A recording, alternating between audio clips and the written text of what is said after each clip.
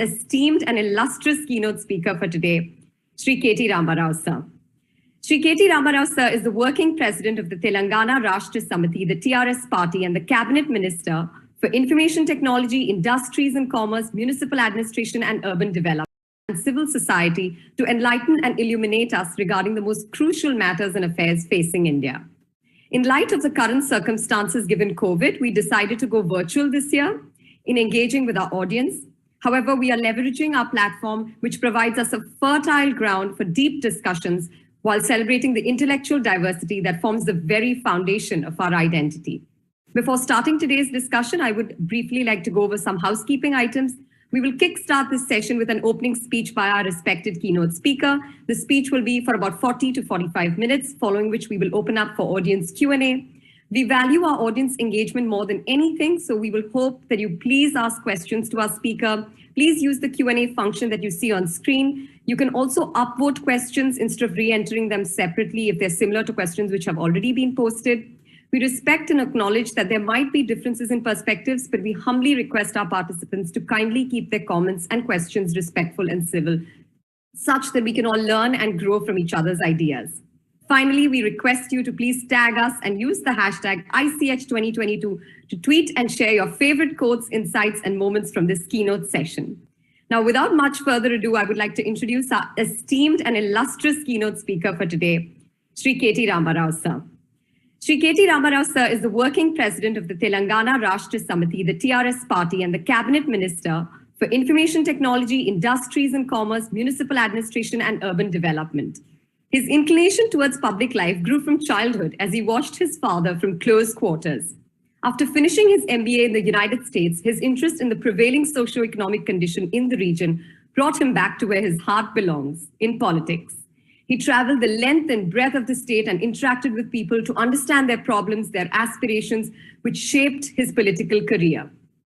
Sri KT Rama sir has held multiple ministerial portfolios in the cabinet from 2014. He was inducted in the Telangana cabinet in 2019 as the Minister for IT, Industries and Commerce, Municipal Administration and Urban Development. An unflinching resolve, commitment, and inclination to fight for the welfare and development of the state has helped him work steadily with a wide spectrum of industry and political leaders in India and abroad. He has provided visionary leadership and put in relentless efforts in reimagining and reorienting the departments he was assigned to. Several initiatives have been launched under his able leadership since 2014. Let me name a few of them here. He has embarked upon a path of spearheading the IT and high-tech industry in the new state after assuming office, which led to doubling of IT exports from Telangana. Further, he has created proactive and business-friendly policies promoting entrepreneurship through T-Hub, facilitated electronics manufacturing ecosystem in the state, simplified certification and permission regime. For generating skilled workers, he launched the Telangana Academy of Skill and Knowledge Task, while for offering quality education and training to identified groups, the state-run satellite communication network, TSAT, was used.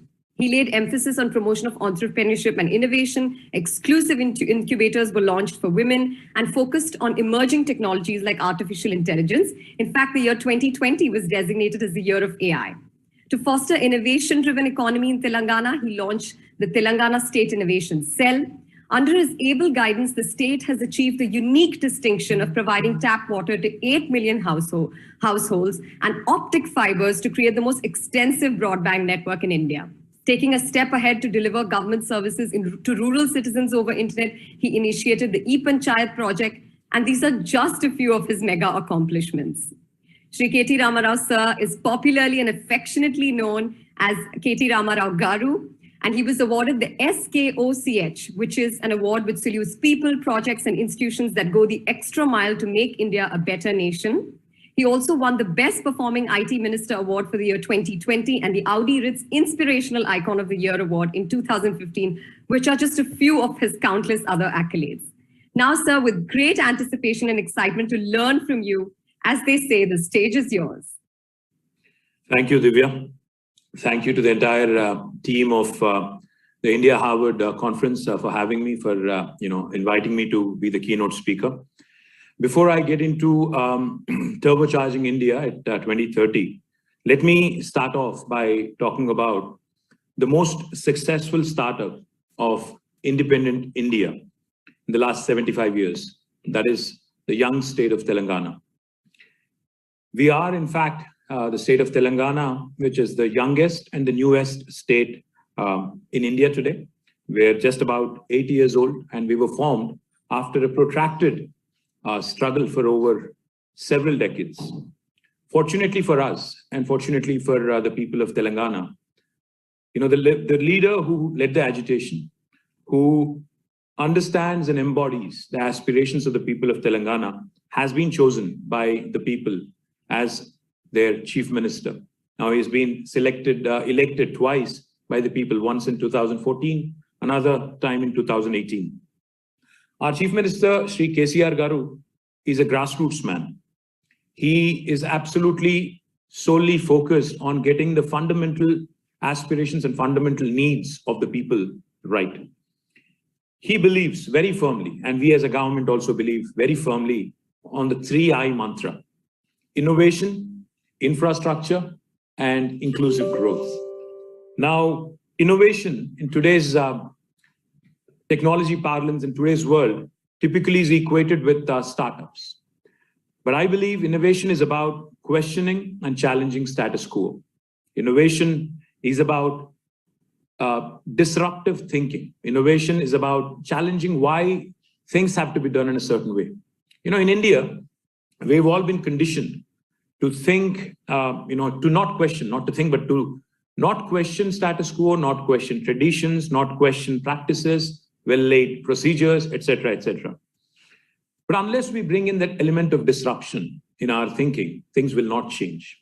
So therefore, when I say innovation, I don't just mean innovation in the technology space. I mean innovation on numerous fronts that have been accomplished in Telangana. Now, let me list down a few of those innovations that have happened in the last 8 years. When we started our journey as a new state, our Honorable Chief Minister, who believes in data, who believes in making decisions based on data sciences, wanted to have a base data to sort of lay out a plan for development and welfare. Unfortunately, because of how government functions in silos, we've never had a unified kind of a data structure. So we embarked on a very, very ambitious, first of its kind initiative in India, called as a comprehensive household survey. Across the length and breadth of Telangana, the 40 million people, the 4 crore people who are segregated into about a crore households, 10 million households, have been asked to stay put in their homes. And the government teams, government had formed a number of teams, and they actually went about in the course of one single day, 24 hours, in collecting this conducting this socio-economic survey and collecting the much needed data. Now, today, that data has become a gold mine. Now, that has formed the basis for all the decisions the government of Telangana has taken over the last 7.5 years.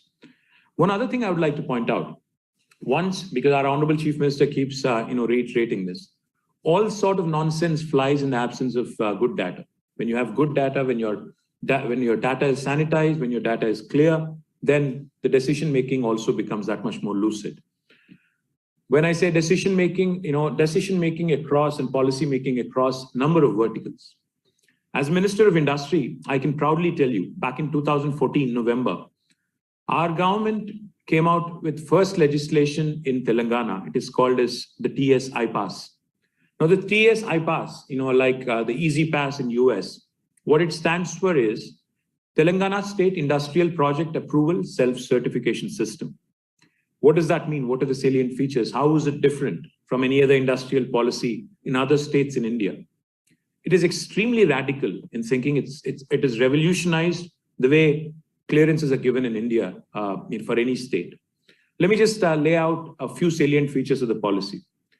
If you were an investor, a prospective investor, and wanting to invest in the state of Telangana, you do not need a clearance from the government to start constructing your factory. If you have a piece of land, you can start from day one without even talking to the government, without even talking to the local government, the municipality or the Gram Panchayati. This you will not hear anywhere in India, because we're reposing faith in our investor, because we believe that when an investor is investing, for the long term in any given province or any given geographical location, they would have done the due diligence. As long as they certify as being in compliance with the law of the land, we take them at face value, we take their word at face value, and we provide all assistance. But for regulatory purposes, of course, we request them that they apply once they start construction of their factory. Simultaneously, we request them to submit an application online on the TS iPass portal. What do we do when we get the application? We, by statute, backed by legislation, we promise all clearances in less than 15 days. If we do not deliver on the 15-day promise, by statute, it's a deemed approval. It's a deemed yes on the 16th day. No state in India will tell you this. On 16th day, another very interesting thing also kicks in. To bring in accountability, to bring in our own 2 cents to the table, we also have incorporated a very, very interesting element. We said, if we find the officer or the bureaucrat responsible for the delay in causing any delay over the 15-day mandatory period, we will penalize that bureaucrat or that officer to a sum of rupees 1,000 per day. Again, no state in India will tell you this. In fact, a couple of years ago, I was in US. I met with the chairman of KPMG, and I was explaining to him that no state in India has a policy as unique as this. He smiled and he said, no state in the United States also has a policy as unique as this. So that goes to show you what kind of policy making Telangana has been involved in on the industrial front. This policy, the TS iPass, has propelled us to the top of the league on the ease of doing business rankings in India, among all Indian states. These are rankings given by Government of India and the World Bank together. Let me also share with you, not only on the industry front, even on the front of Panchayati Raj, the rural development, the village development, and also urban development and municipal administration, our government has come out with new policies, new legislations. And these legislations are, again, innovative and path-breaking. We have introduced unique concepts such as building approvals in 21 days, or if the building approvals are not given by the municipality in 21 days, on the 22nd day, it's a deemed approval. Again, this is nowhere in India. And for smaller plots, in fact, it's instant approval. As you apply online, you get an approval instantly, as long as you confirm yourself to be in compliance with building rules and guidelines. Likewise, very, very unique provisioning such as green budgets. We wanted to ensure that greening of municipalities, greening of our towns and greening of villages is taken very seriously. So therefore, 10% of the budgets in both rural areas and also urban areas are earmarked for green budgets. This is, again, nowhere in India. Likewise, let me also point out, we take accountability very seriously. Now, the Panchayati chairman, which is a Sarpanch, and also the municipal chairman, will be held accountable if they cannot ensure 85% survival of the saplings that have been planted in their respective local bodies. This, again, by statute, is something that no government in India has dared to do in the past 75 years. Likewise, our land records management system is, again, a very, very unique system. It works exactly in the model of a passport office, where you can apply online, you can fix up an appointment, you can actually go to the registration office and get your registration and mutation done on the same day. Again, no other state in India allows you to do this on the same day. Likewise, some very, very innovative and unique programs, such as the Dignity Housing Program for the Poor, a 560 square foot dwelling area, a 2 BHK, is something that no state in India has attempted in the last 75 years. We offer the poor houses with dignity, which, again, no state in India can actually claim. Likewise, we're very proud of our sustainable initiatives. Our innovative chief minister's idea of planting more than 230 crore saplings over the last 7 years has yielded rich dividends, as we have reaped rich dividends. More than 8% of green cover has enhanced in the state of Telangana. And this is not me claiming it. This is the Forest Research Institute of India, who has come forward and who has published a report saying that Telangana, in fact, has had the highest in expansion of green cover. Likewise, we've also leveraged. In fact, if I have to put it in Hindi, we have resorted to some jugaad, when we were doing some large projects. We've embarked on some very ambitious projects. Mission Bhagirath is one project which we are extremely proud of, where portable drinking water connection to 10 million homes was envisioned. This was about 6 years ago, and we've completed the project now in less than 3 years. When we were laying the project, when we were laying the foundation for the project, our Honorable Chief Minister has advised us, since we are going to be laying more than 140,000 kilometers of pipeline, we might as well use the same trenches to lay fiber optic cable. Now, that is the jugaad I'm talking about. How do you leverage your resources? How do you leverage your abilities to ensure that you deliver bigger bang for the buck? Likewise, as Divya pointed out, we have also launched institutions which have created brilliant startups such as T-Hub. T-Hub is India's largest technology incubator, which we are very proud of. In fact, the second phase of T-Hub would be the second largest incubator in the world, and it will be launched in the next couple of months. Likewise, V-Hub, which is focused exclusively on women entrepreneurs. Agri-Hub, which focuses exclusively on solutions for agri-tech and farmers. Likewise, policies for emerging technology and adoption. One of the things I would like to point out, technology which does not come to the rescue of a common man, technology which does not have a larger societal impact is futile. This is what our Honorable Chief Minister keeps reminding us every so often. So when we've launched, our drone policy, we said, what are the practical applications of drones? We, in fact, in the middle of the pandemic, we were the first state in the country to have launched a project in tandem with the World Economic Forum and, others here, the local hospitals, etc. here, to deliver vaccines using drones. It was a project called as a Medicine from the Sky, which was launched by the Union Civil Aviation Minister in Hyderabad. Likewise, we leveraged emerging technologies to deliver on several fronts. I can go on about that, but I'm sure we can cover it later. On the 3I mantra, the first piece is innovation. The second I is infrastructure. When it comes to infrastructure, I don't think any state in India has done as brilliantly as Telangana. On the irrigation front, in fact, which was one of the biggest, grouses of the people of Telangana for wanting a separate state, we have done exceedingly well. I don't know how many of you know this, but the world's largest lift irrigation project, you can Google it if you don't believe me, is actually a project that has been launched, commissioned, and completed in less than 4 years by the state of Telangana. We have spent nearly 1 lakh plus crores of rupees on this without any assistance from Government of India. But we've been able to complete this project in 4 years. Now, this is the world's largest lift irrigation project where we lift water from 82 meters above sea level to about 612 meters above sea level, irrigating nearly 40 lakh acres of land. This is one of its kind of achievement, which has no parallel in Indian irrigation history. I would, in fact, I would strongly urge and strongly make a case that this actually will be a fantastic Harvard business case study, if you ask me.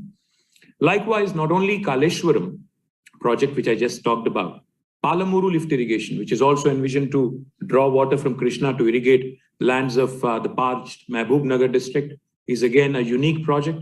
Between these two rivers, Godavari and Krishna in Telangana, our goal is to tap into every single drop of water that we are entitled to and leverage it to the hills so that agriculture and allied sectors thrive in the new state of Telangana. Not only the large rivers, we also focused on lakes. We have more than 46,000 lakes and tanks in the state of Telangana.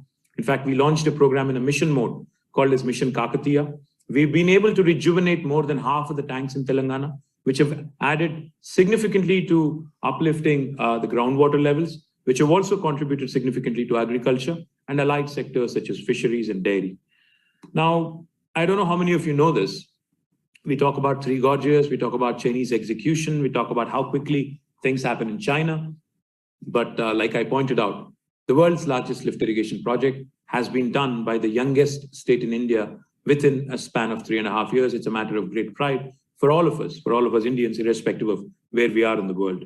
Let me also point out too, another piece of infrastructure that we've done very well on, power, electricity.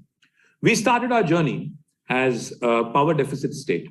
Our installed capacity of power was only 7,000 plus megawatts.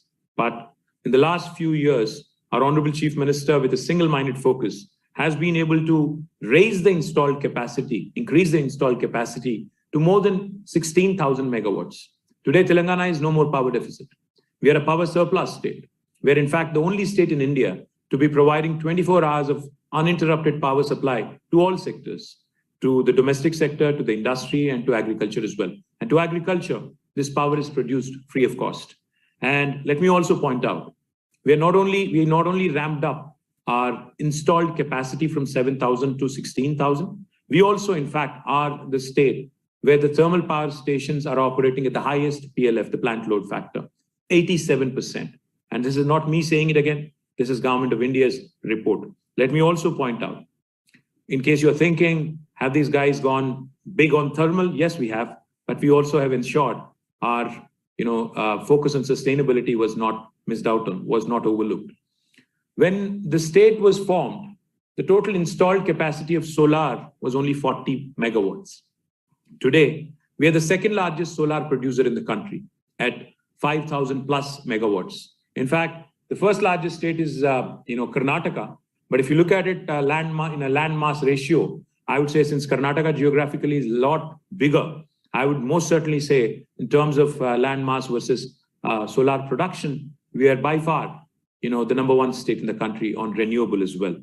Let me also point out to the other project, infrastructure project, which I'm very proud of, providing a portable drinking water connection to each and every home. And this project, again, was completed in less than 4 years. Again, in independent India, no state has had the audacity to dream as big as our Honorable Chief Minister, as forward thinking as our Honorable Chief Minister. This is a project that we completed with more than $6 billion of outlay. And today I'm proud to say that Telangana is the one large state, where every single household in the rural areas receives portable drinking water at 100 LPCD in the rural areas, 135 LPCD in municipalities, and in municipal corporations, we supply 150 LPCD. Let me also point out that our urban infrastructure is one of the best in the country. Again, I'm not blowing my own trumpet. In fact, Mercer, an agency that rates cities on livability index, has consistently rated Hyderabad, our capital city, as a city with the best quality of living among all Indian cities, 5 years in a row, from 2015 until 2020. Every single year, Hyderabad has been rated as a city with the best quality of living. I know there are guys from Bombay, Bangalore, Madras, and other cities, who are listening in. Sorry, guys, but we are the city with the best quality of living among Indian cities as per Mercer, 5 years in a row. Let me also add, we have not overlooked our rural development in our villages. In fact, Telangana's Palle Pragati program, our Honorable Chief Minister's brainchild, has propelled our villages, the 12,769 villages, to outshine their counterparts elsewhere in India. Recently, when Sansad Adarsh Gramin Yojana rankings were given, Telangana's villages took the top 7 spots out of the top 10 in the country. That goes to show you where real rural development is in the country. Likewise, let me also tell you that our ULBs, not only Hyderabad, but our other ULBs, the municipalities, also have been winning awards on the Swachh Bharat and Swachh Sarvekshan rankings. More than 13 municipalities from Telangana have won, awards from Government of India recently. Likewise, our rural infra is something that you would truly be amazed if you visit any of the villages. Telangana is the only state in India where every village has a village nursery, every village has a dump yard, every village has a graveyard, every village has a tractor, a tanker, and most importantly, Telangana also is the only state where every village has a meeting hall for the farmers so that they can federate themselves, they can discuss the rural livelihood problems, agri problems, etc., etc. Now, this is extremely unique. Therefore, if you look at the rural infra and what has been done in terms of agricultural go-down spaces, when we assumed office, when the state of Telangana was formed, we only had 4 lakh metric tons of agriculture go-downs. Today, it is more than 25 lakh metric tons of agriculture go-downs. So we have increased our agri storage capacity by more than 600%. Coming to industrial infrastructure, Telangana is one of the most progressive industrialized states in the country. We are more vibrant than Gujarat, and we are more triumphant than many other states in the country. In fact, let me share with you I don't know if you know this, but again, for those of you who are not from Telangana, let me point out. When COVID hit us, we realized the importance of vaccines. How many of you actually know that Hyderabad is the vaccine capital of the world, not India? We produce 35% of global human vaccines. We are the biotech and vaccine capital of the world, not India. Let me repeat that again. Likewise, we are the bulk drugs and chemicals capital of India. We produce more than 35% of India's bulk drugs and chemicals. Even when President Trump had called Prime Minister Modi for hydroxychloroquine, it was Hyderabad that came to the rescue of United States of America. In fact, we are also home to some of the biggest industrial parks in the country. The world's largest pharma cluster, called as Hyderabad Pharma City in about 14,000 acres, will be inaugurated the next few months.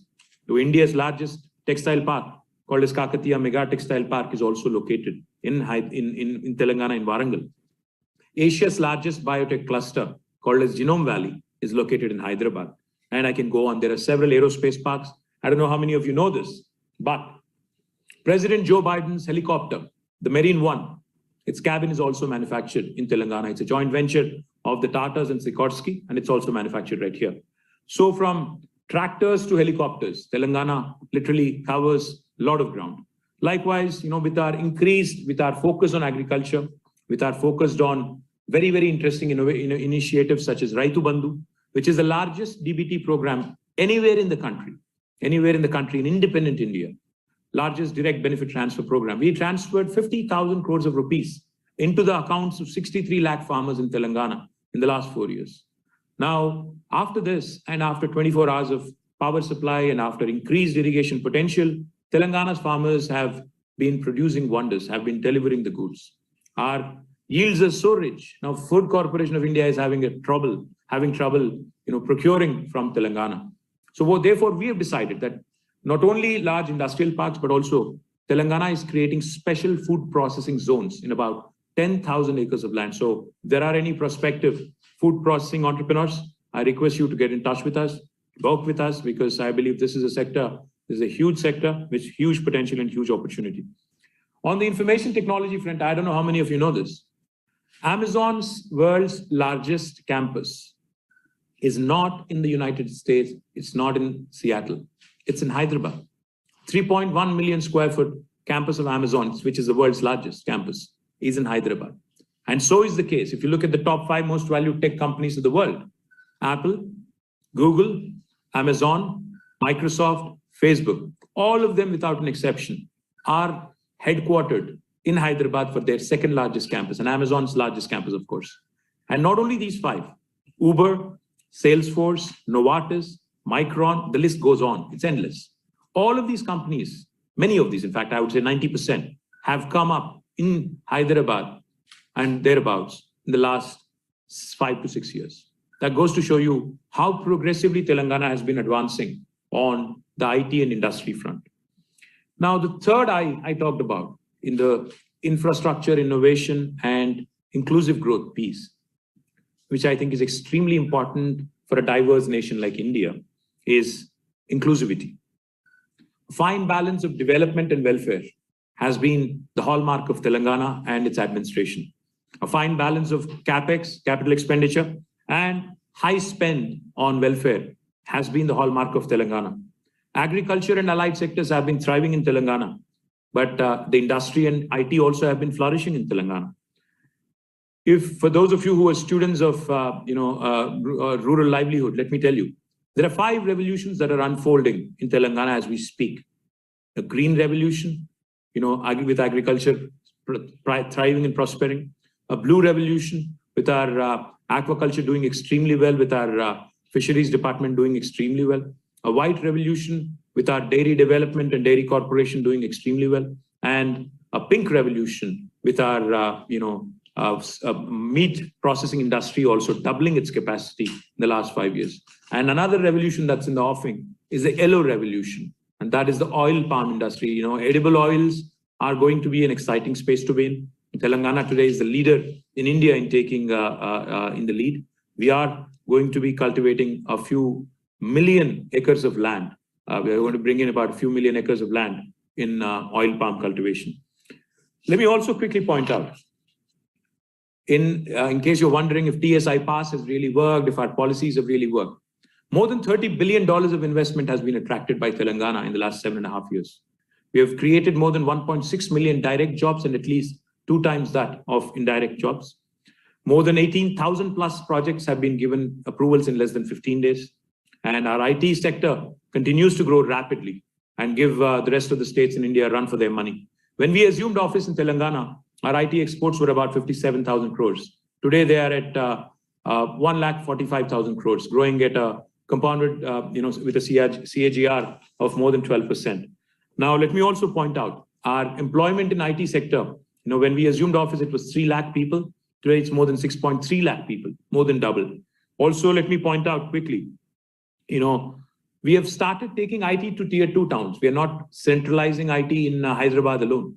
We started developing 8 new IT hubs in tier 2 towns, such as Khammam, Nalgonda, Mahbubnagar, Warangal, Karimnagar, Nizamabad, etc., etc. Let me also quickly point out, the state has had a terrific record when I say inclusive growth. The state has a terrific record on law and order because we have been very inclusive, in terms of our approach, not only, in terms of policy, but also in letter and spirit. And therefore, the state continues to attract investments, continues to grow. Let me also quickly, point out, as a result of this able leadership and stable governance, stable and dynamic governance of our Honorable Chief Minister, Shri KTR Garu, Telangana has been a champion. Why do I call Telangana the most successful startup in independent India, of independent India? The reason being, our per capita income when the state was formed was about 1.27 lakh rupees. Today, 7 years later, our per capita income is 2.37 lakh rupees. It's almost doubled.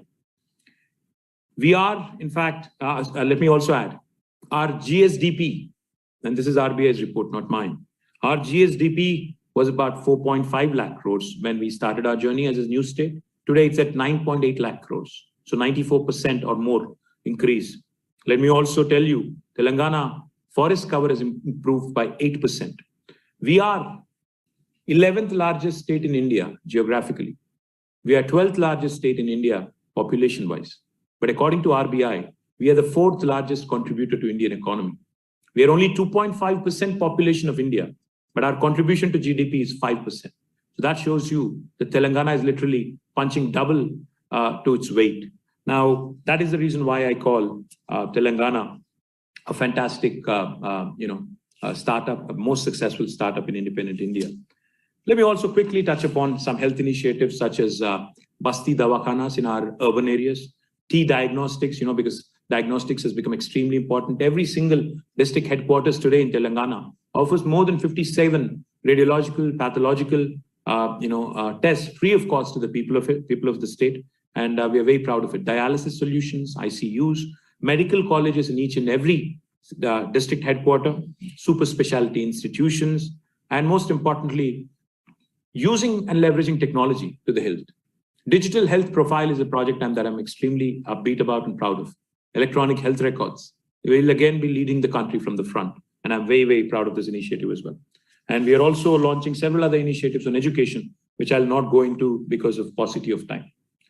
Now that brings me to the topic. Now, how do we turbocharge India? What do we do to basically turbocharge India by 2030, like you asked?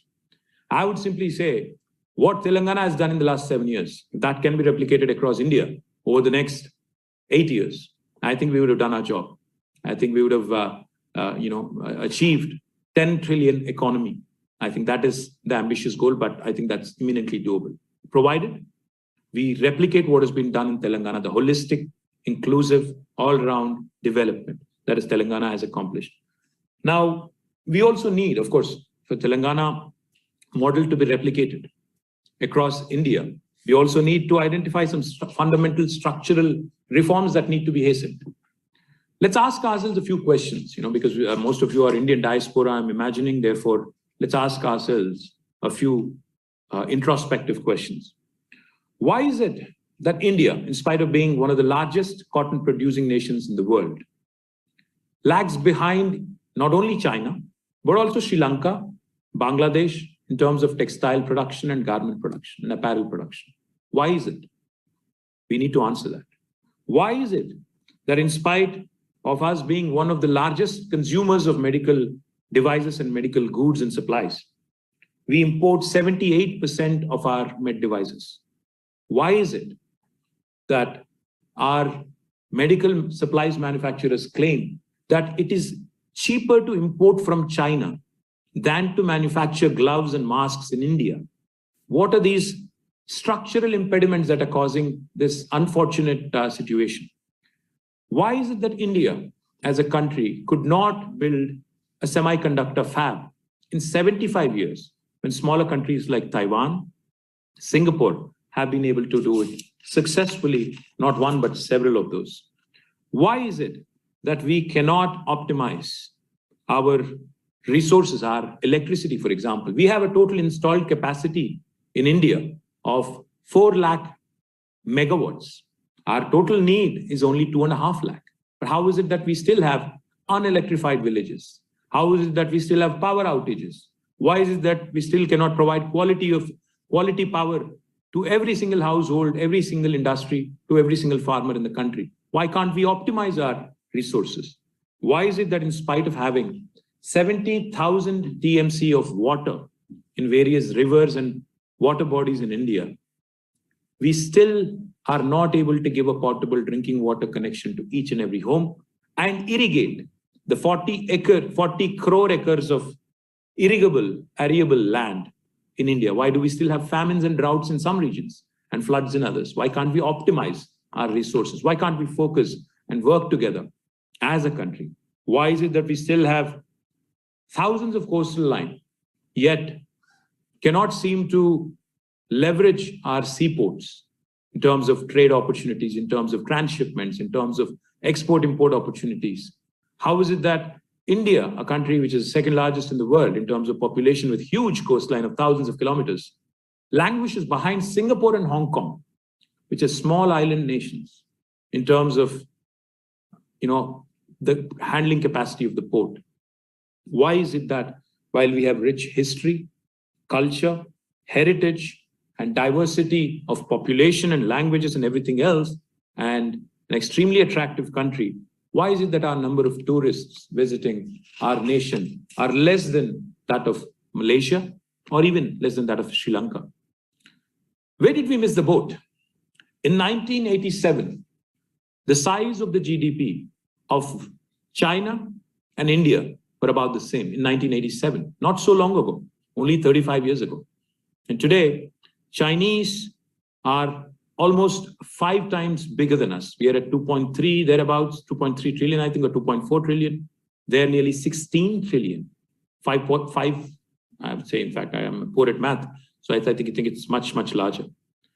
Now, if we are able to answer these questions, if we are able to ask ourselves these questions, answer these questions, some of the answers I think I possibly will throw up. For India to, turbocharge itself, the first and fundamental thing we ought to realize is that our biggest strength is our human capital, our think force, which is highly underleveraged. Our Indians, our Indian diaspora has taken the world by storm. Today, Google is headed by an Indian. Microsoft is headed by an Indian. Twitter is headed by an Indian. IBM is headed by an Indian. The list goes on. Adobe is headed by an Indian.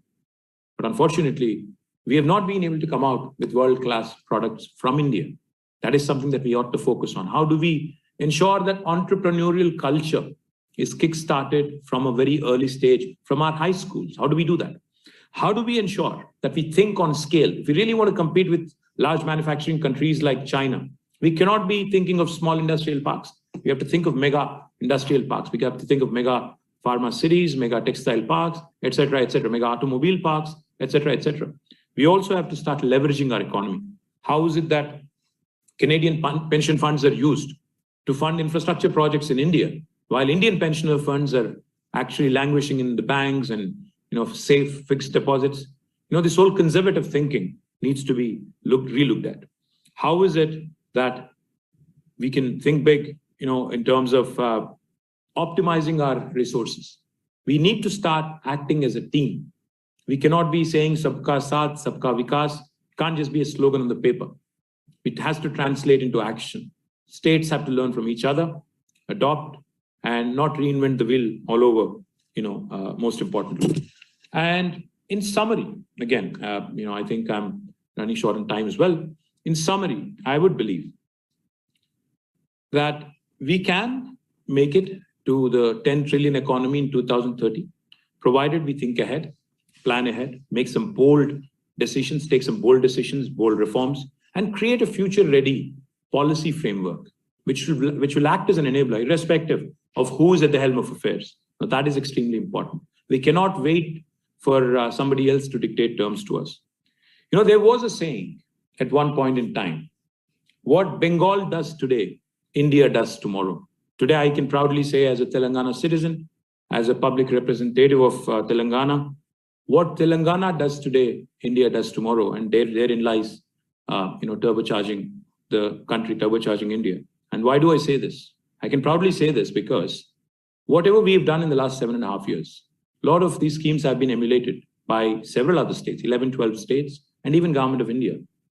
The DBT scheme I talked about, Raitu Bandhu, has inspired Government of India to launch its own. In fact, not just inspired, but I think somehow forced Government of India into launching PM Kisan. When we launched Mission Bhagirath, the potable drinking water connection to each and every home, it looked audacious, it looked bold, but it has now forced Government of India into launching Har Ghar Jal.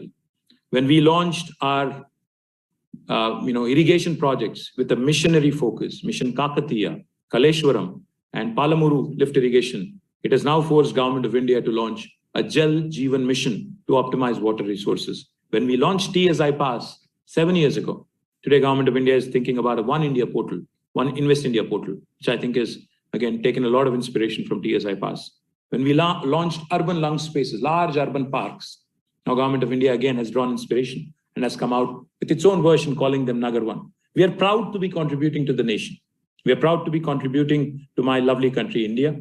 And if only the rest of the country can emulate Telangana, and I say this with a lot of pride, I think we will be turbocharging in India by 2030. And I'm open to any questions, any comments, any suggestions. Thank you very much for this opportunity. Jai Hind, Jai Telangana. Thank you so much, sir. That was completely illuminating, enlightening, and so educative. We learned so much from you today. We have lots of questions from the audience, and I'd like to start immediately. So the first one that we have is from Aditya. He says, does Telangana plan to grab the opportunity for becoming a drone manufacturing hub? The central government's new drone policies aim to push Make in India. However, none of the states have focused on this as yet. Aditya, I'm sorry to disappoint you, my friend. In fact, we launched our drone policy almost 2 years before Government of India. So whatever they've done, they've merely copied and pasted our policy. I'll say this without being very, very subtle.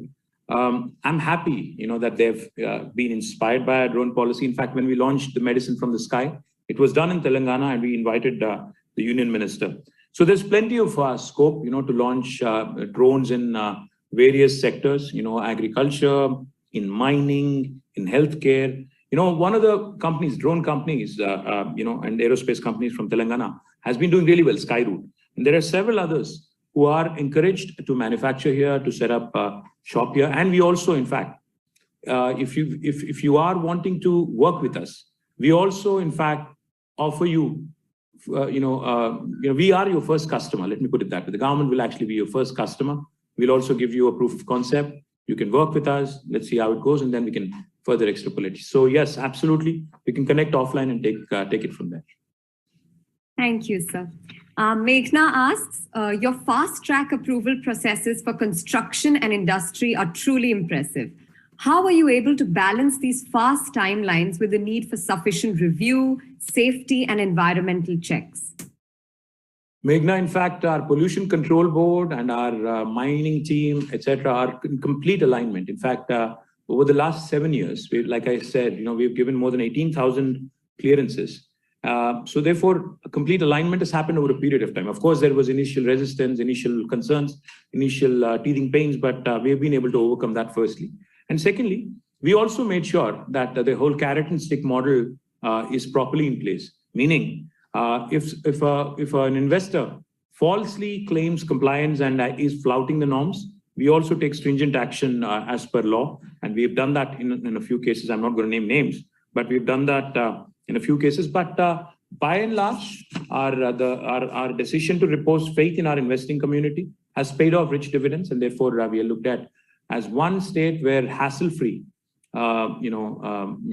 clearances are given. There's no graft when it comes to clearances, and there's no running around offices either. So it has been a truly enriching experience for a lot of investors. In fact, that shows in the fact that 24% of investments into Telangana are repeat investments. So our existing investors are our biggest brand ambassadors. In fact, let me kind of highlight one specific company, a company called as HSIL, the Hindustan Sanitary Indware Limited. They had 2 factories in Telangana prior to the formation of the state. But after the state was formed, they've added 7 more in the last 7 years. So that goes to show you how attractive Telangana has been for those investors who've already been here as well. Thank you, sir. Dr. Sankalp asks, sir, in the post-COVID era, could you throw some light on what the government is doing for the healthcare sector? Well, firstly, we are ramping up our healthcare infrastructure in a big way. In fact, we have launched 4 new super specialty hospitals in Hyderabad, which will be up and running in the next couple of years.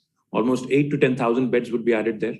Likewise, like I said, every single district, 33 districts we have, every single district has been granted a medical college. So that will add to a lot of infrastructure in tier 2 towns. And also, in fact, village clinics and town clinics have been opened in every single village. So again, that has really brought down a lot of dependence on private dispensaries, etc. So a very comprehensive and an extremely impressive healthcare infra ramp-up is happening. Likewise, in fact, let me share with you a very heartening statistic.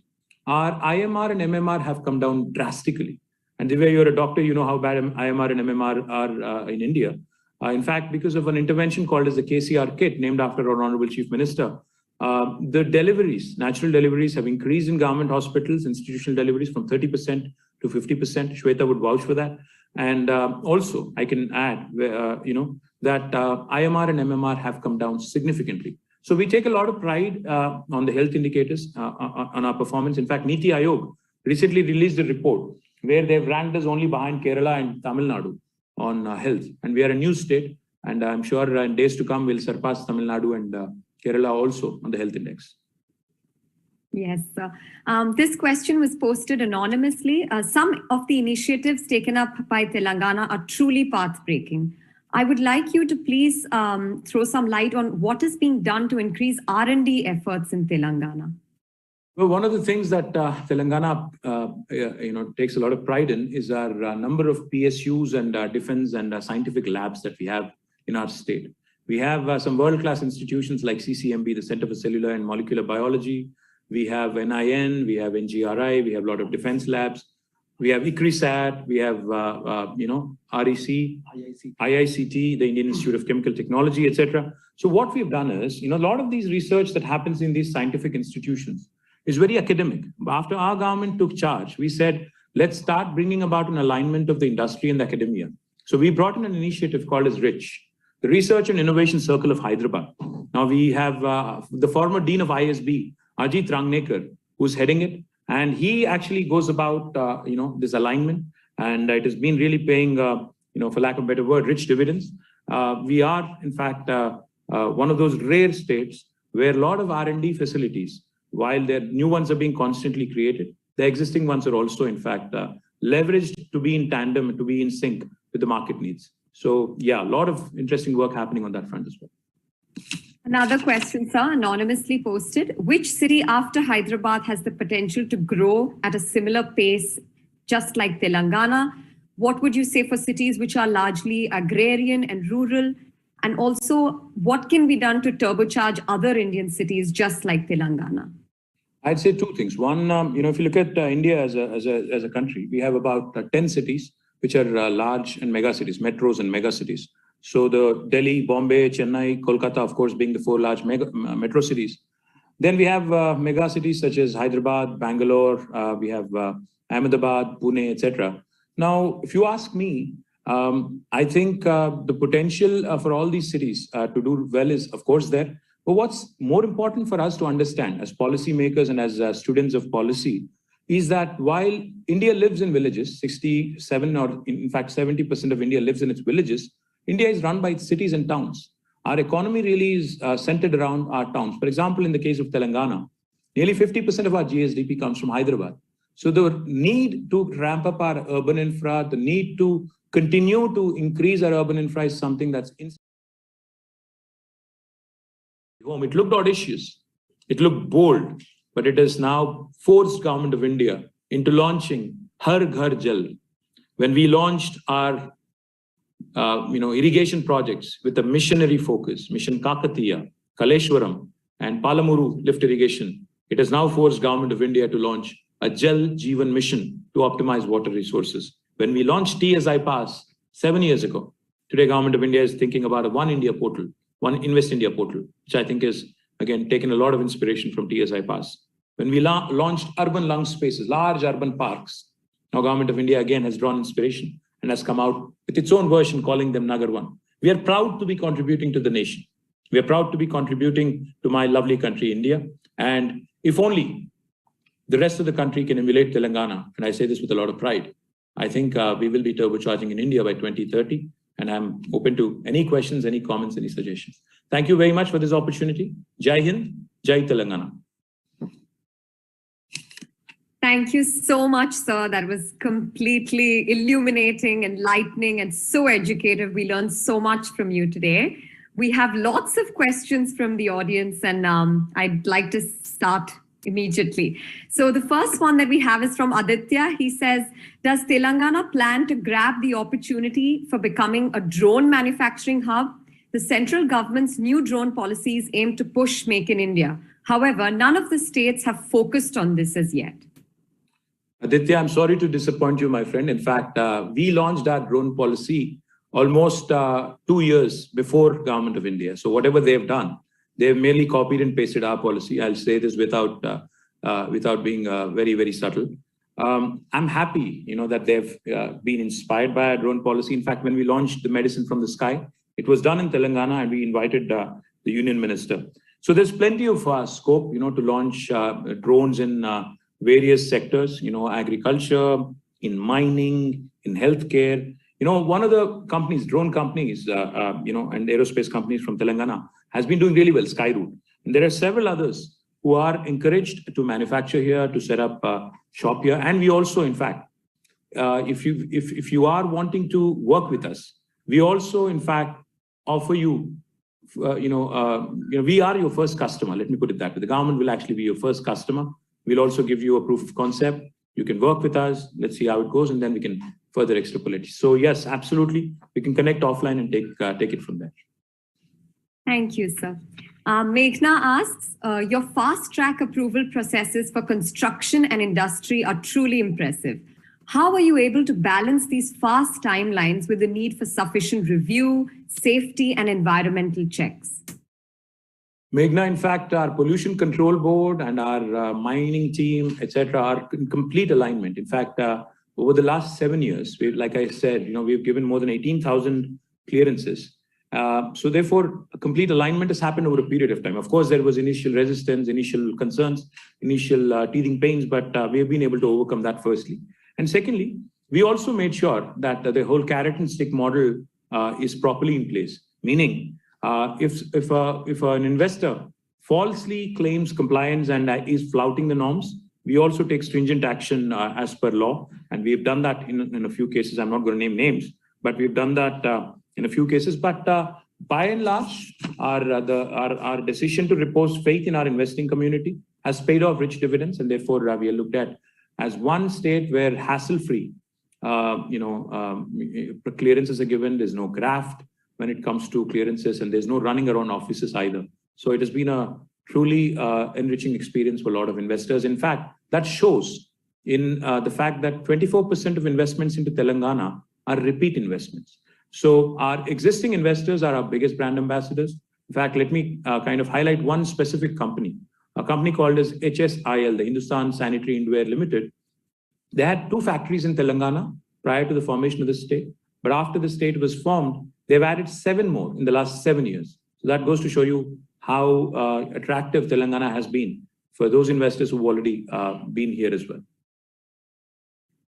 Thank you, sir. Dr. Sankalp asks, sir, in the post-COVID era, could you throw some light on what the government is doing for the healthcare sector?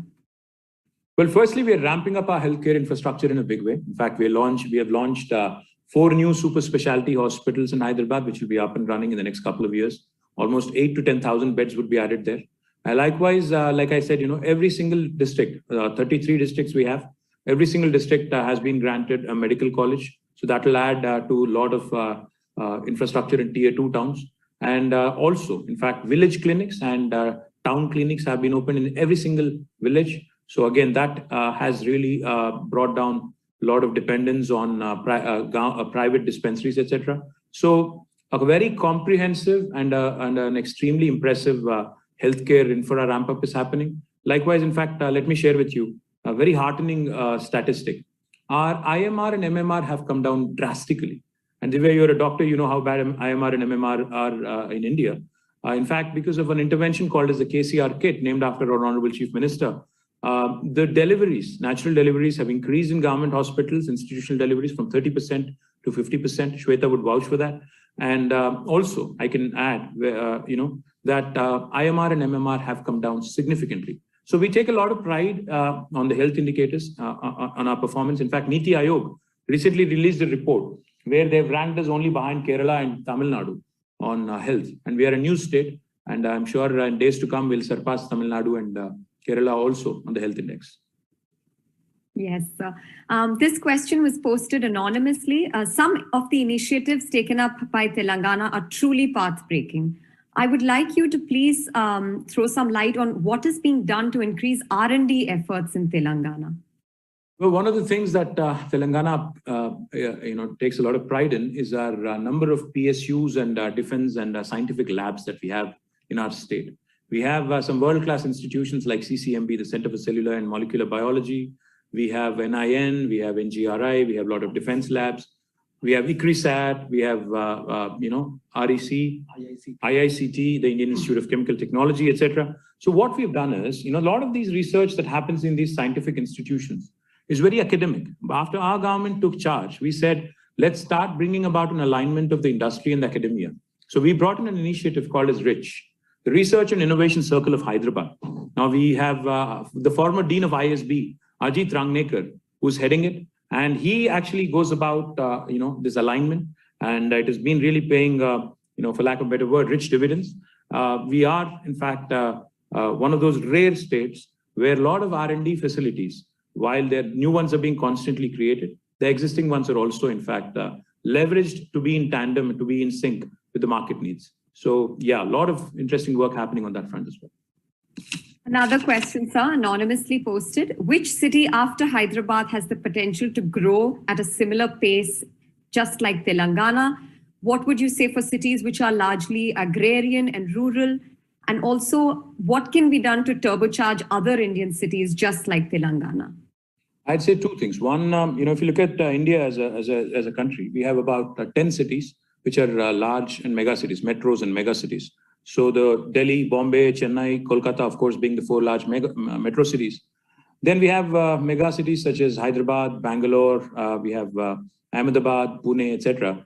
Now, if you ask me, I think the potential for all these cities to do well is, of course, there. But what's more important for us to understand as policymakers and as students of policy is that while India lives in villages, 67 or in fact 70% of India lives in its villages, India is run by its cities and towns. Our economy really is centered around our towns. For example, in the case of Telangana, nearly 50% of our GSDP comes from Hyderabad.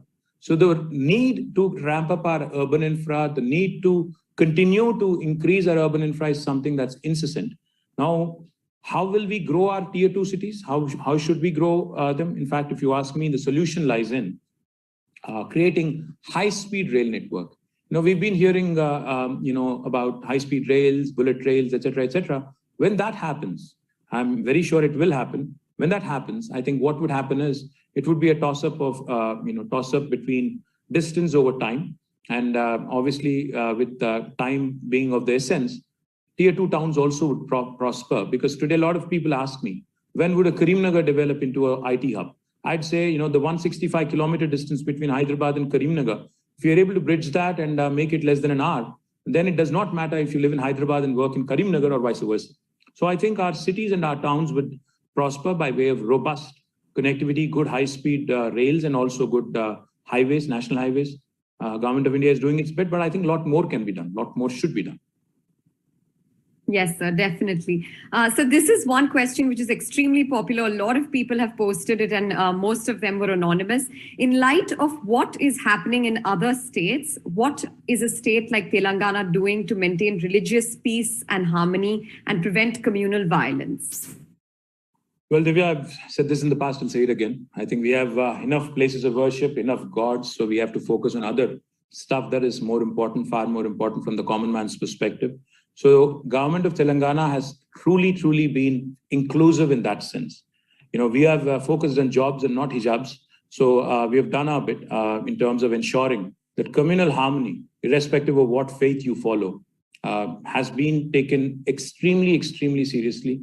And not a single instance of communal violence has happened. There have been sporadic incidents here and there, but we've been able to curb them very quickly. So I take a lot of pride that my state has given utmost importance to law and order, a state which was formed after protracted struggle, after a violent agitation today, in the last 7.5 years and 8 years, has not witnessed a single day of curfew or a single day of lockdown. So therefore, we have truly delivered on the promise of inclusive governance.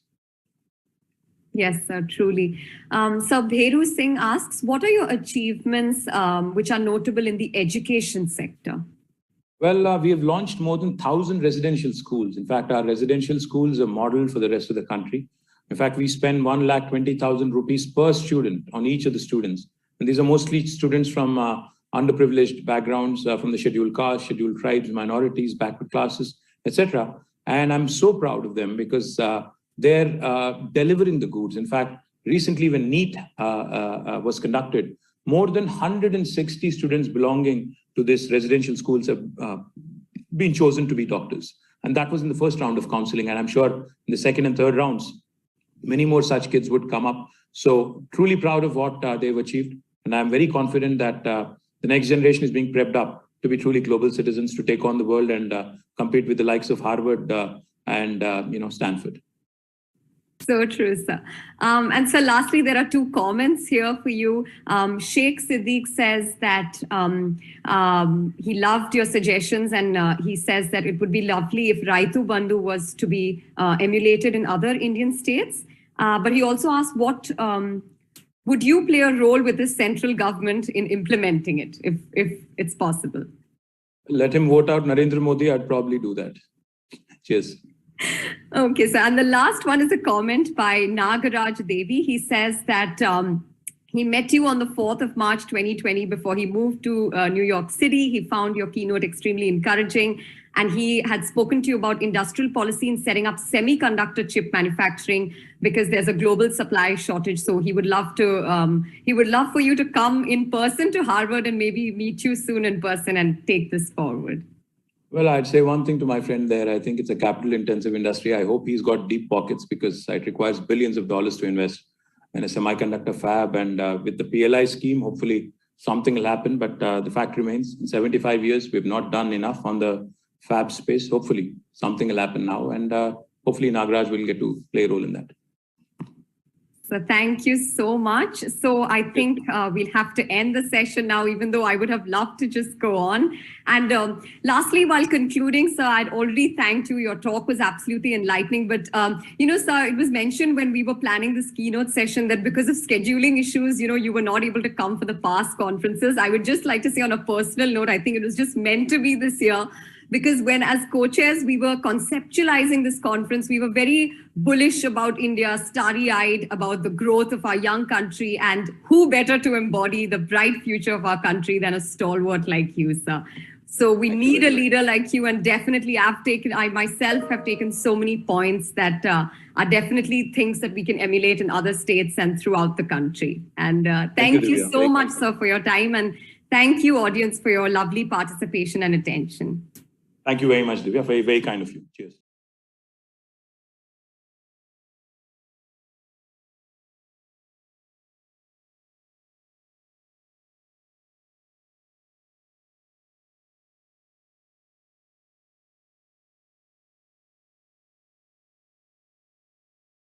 बढ़ाने के लिए देश के कुछ structural changes करने में, policies को बदलने में कई चर्चाएं हुई।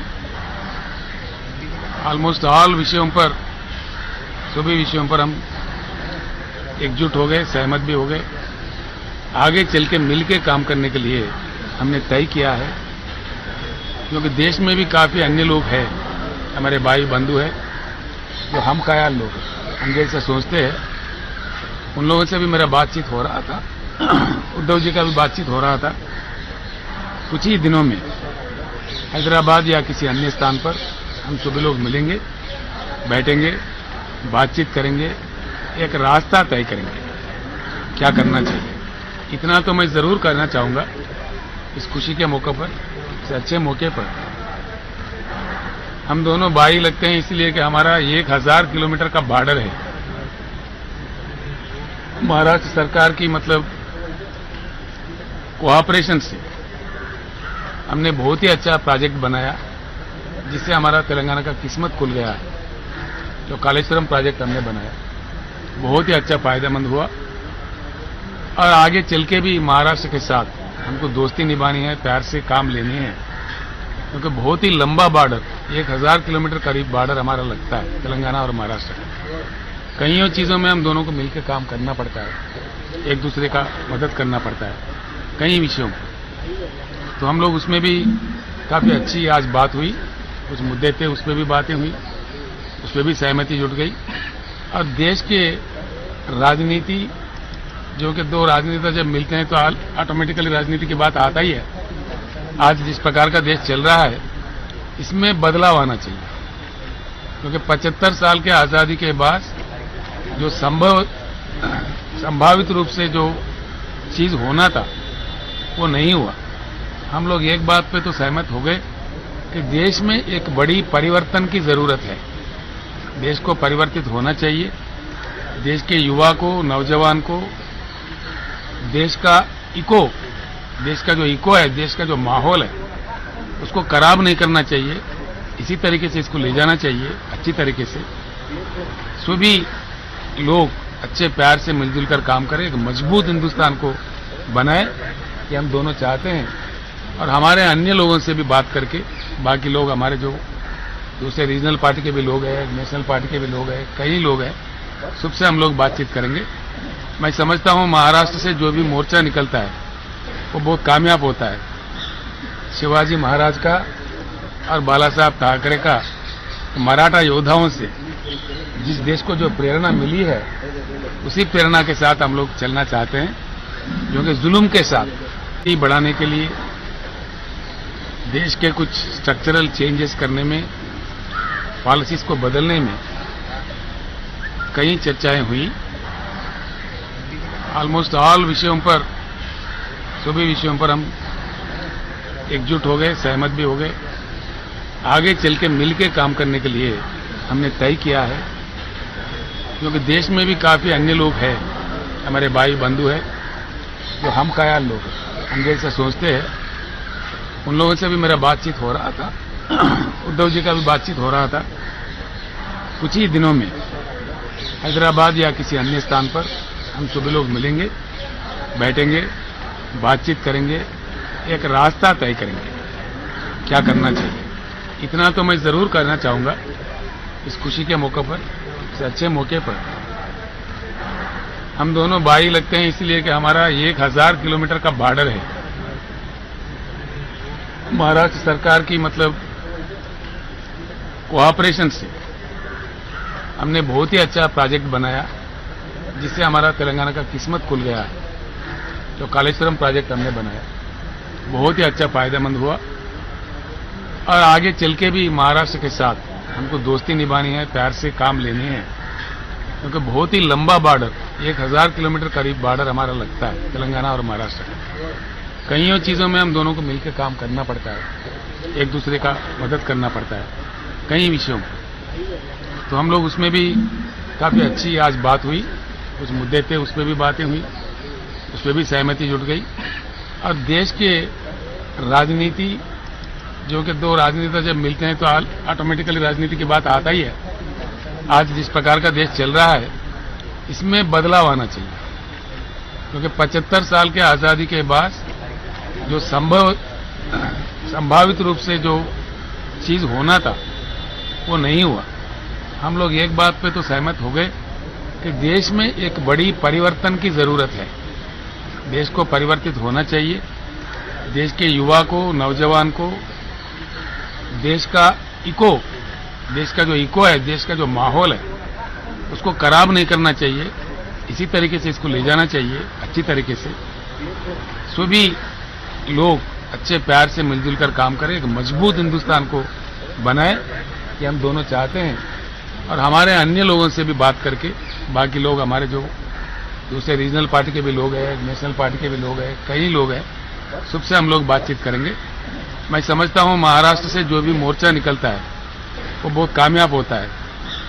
शिवाजी महाराज का और बाला साहब ठाकरे का मराठा योद्धाओं से जिस देश को जो प्रेरणा मिली है उसी प्रेरणा के साथ हम लोग चलना चाहते हैं, क्योंकि जुल्म के साथ हम लड़ना चाहते हैं, नाजायज कामों के साथ हम लड़ना चाहते हैं, लोकतंत्र के लिए हम लोग लड़ना चाहते हैं। एक अच्छी पैगाम, एक अच्छी शुरुआत आज वर्षा से, महाराष्ट्र मुख्यमंत्री जी श्री उद्धव ठाकरे जी से यहाँ से निकल रहा है। मैं समझता हूँ देश के लिए बहुत अच्छी बात हो जाएगा।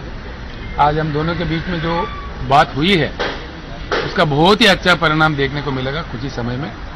उद्धव जी का मैं निमंत्रण करता हूँ, हैदराबाद में आ जाए किसी प्रोग्राम में, मैं उनको इनवाइट करता हूँ तेलंगाना की जनता की ओर से, मेरे ओर से। और आज जो बातें हुई है और जिस प्रकार का हमें प्यार से, मोहब्बत से उन्होंने खाना भी खिलाया है, मैं बहुत बहुत आभारी हूँ हम सबके तरफ से।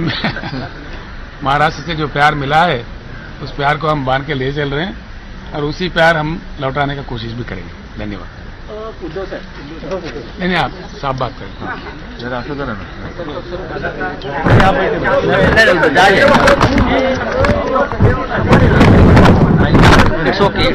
चलो बस चलो बस। पहिल्या प्रथम मी तेलंगणाचे मुख्यमंत्री रावसाहेबांचं आनंदाने स्वागत केलेलं आहे। आपल्याला कल्पना आहे की गेल्या काही दिवसांपासून आम्ही भेटणार अशा चर्चा मध्ये किंवा बातम्या येत होत्या। तो दिवस आज प्रत्यक्ष उजाडला आणि योगायोग असेल काही असेल, छत्रपती शिवाजी महाराजांचा उल्लेख जो आपने किया, बालासाहेब का किया, कालच शिवरायांची जयंती होती आणि त्याच्यानंतर दुसऱ्याच दिवशी आमची भेट होते आणि ही भेट सुद्धा आम्ही त्याच्यात काही लपवण्यासारखं काही ठेवलेलं नाही की काहीतरी आतमध्ये बोलायचं आणि बाहेर बोलायचं। नाही, सदिच्छा भेट होती आमची भेट। जसं संजयनी पण सांगितलं आणि स्वतः तेलंगणाचे मुख्यमंत्री साहेब म्हणाले की देशात जे काय वातावरण चाललेलं आहे, दिवसागणी गडूळ होत चाललेलं आहे, राज्यकारभार दूर राहिला, पण सुडाचं राजकारण हे अत्यंत खालच्या पातळीवरती सुरू झालेलं आहे। हे सुडाचं राजकारण ही काय आपल्या देशाची परंपरा नाही आणि हे आमचं हिंदुत्व तर अजिबात नाहीये। सुडाचं राजकारण करणं हे इसमें हमारा हिंदुत्व ऐसे नहीं है, बदला लेने वाला। तर ह्या गोष्टी जर का अशा चालू राहिल्या तर देशाला शेवटी भविष्य काय, भवितव्य काय जे आहे तेच जर का मागील पानावर पुढे चालू ठेवायचं असेल तर मग ठीक आहे, मुख्यमंत्री कोणी बनेल, पंतप्रधान कोणी बसेल, पण देशाचं काय होईल हा एक विचार कोणीतरी करायला पाहिजे होता। तो आजपासून आम्ही करायला सुरुवात केलेली आहे। म्हणजे आज काय नव्याने आम्हाला काय साक्षात्कार झाला अशाचा भाग नाही, पण सुरुवात कोणी करायची ती सुरुवात आम्ही करतो आहोत। साहजिकच आहे, देशाचा विचार याच्यात आहेच, पण संपूर्ण देशामध्ये राज्य एकमेकाचा शेजार धर्म विसरलेली आहेत। जो उल्लेख आता झाला की 1000 किलोमीटरची सीमारेषा महाराष्ट्र आणि तेलंगणाला एकत्र आहे, आम्ही सख्खे शेजारी आहोत, पण राज्यांमध्ये सुद्धा एक चांगलं वातावरण राहिलं पाहिजे. नाहीतर प्रत्येक जण आपापला एक काहीतरी इरादा घेऊन पुढे चाललाय. राज्य गेलं खड्ड्यात, देश गेला खड्ड्यात, हे राजकारण हे देशाला परवडणार नाही. आणि म्हणून एका नव्या विचारांची आज सुरुवात झालेली आहे. त्याला थोडासा आकार उकार यायला थोडासा अवधी लागेल, जरूर लागेल. आणि प्रयत्नांची एकदा सुरुवात केल्यानंतर मेहनत तर करावी लागणार. आणि मला खात्री आहे की शेवटी जे देशाचे मूलभूत प्रश्न आहेत त्याला हात न घालता दुसऱ्याला बदनाम करण्याचा जो एक प्रकार सुरू झालेला आहे, म्हणजे स्वतः काय केलं, मी काय केलं ते मला सांगण्याची गरज नाही, पण तुम्ही काय नाही केलं ते पण आम्ही कसं खोट्या पद्धतीने सांगतोय, हा कारभार हा मोडायला पाहिजे. आणि त्याच्यासाठी एक चांगली दिशा आज आम्ही दोघांनी मिळून ठरवलेली आहे आणि त्या दिशेने जायचं ठरवलेलं आहे. पुढे प्रत्येक पावलावरती जशा काही घडामोडी होतील, जशी काही प्रगती होईल त्याची कल्पना आपल्याला सगळ्यांना दिली जाईल. तुमचं मी एवढंच सांगू. थँक्यू. नाही, आता त्याच्याबद्दल काही बोलायचं नाही. आता आम्ही दोघांनी सुरुवात केलेली आहे. बनर्जी यांनी देखील भेट घेतली होती यापूर्वी. जिससे ममता बनर्जी भी मिले थे. तभी कांग्रेस को बाहर रख के इस तरह का तीसरी आघाड़ी होनी चाहिए, यही इन्होंने कहा था. मैं आपको एक बात साफ बताना चाहूंगा. आज एक शुरुआत हुआ है हम दोनों के बातचीत से. हमने साफ बता दिया है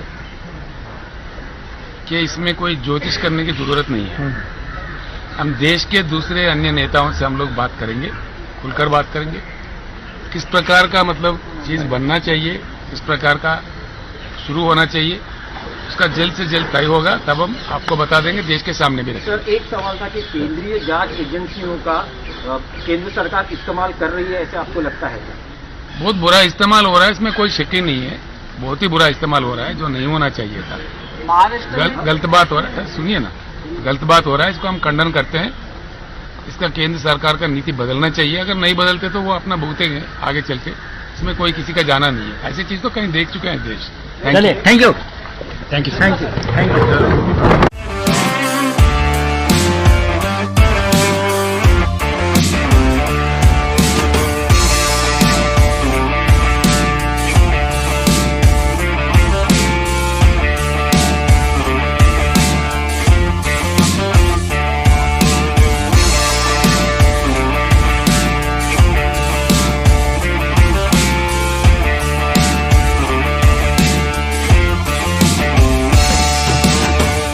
बढ़ाने के लिए, देश के कुछ स्ट्रक्चरल चेंजेस करने में, पॉलिसीज को बदलने में